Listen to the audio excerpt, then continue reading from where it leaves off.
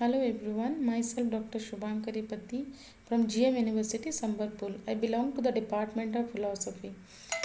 In this particular lecture, I am going to give a idea about the philosophy of Rene Descartes, which is considered as the one of the famous mathematician and the father of modern Western philosophy, because during the period of Descartes, he has not even found a theory which is free from any kind of doubt or error. Starting from pre-Socrates to Socratic philosophy and from medieval philosophy, and we find is full of error and confusion. Not a single philosophy is complete enough to provide us a knowledge which is free from which is universal, indubitable, certain, and valid.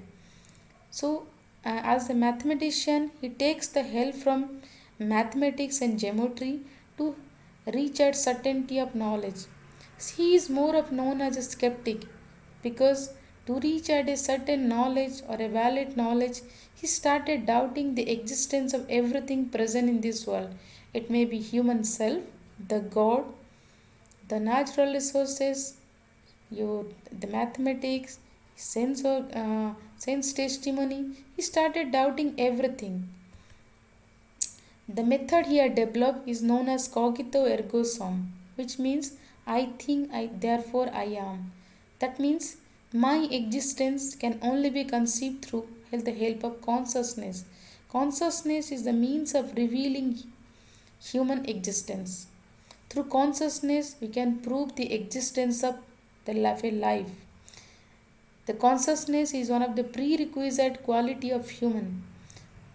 The self-consciousness, especially the self-consciousness, because all other some creatures, some lower creatures have the ability of consciousness, but the self-consciousness is the quality the only human possesses.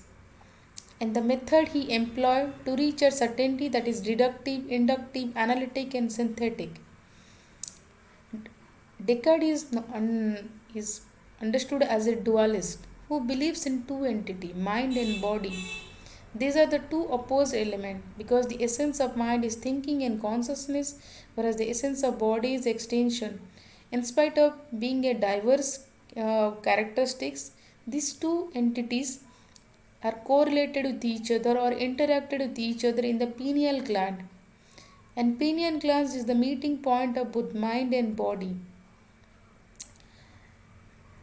As a skeptic, he proves the existence of God, or he started doubting the existence of God. And in order to prove the existence of God, he provided the argument of ontological argument or the cosmological argument. In the ontological argument suggests that the very idea of God is understood as a perfect, omniscient, omnipresent being. But this perfection itself cannot be thought without having an actual existence. In this cosmological argument, Descartes says that individual consciousness are limited in nature. They are all finite beings. They cannot be the source of the other or the other finite person because they himself created by some other finite being. So this the existence of individual consciousness can only be traced from absolute perfect being.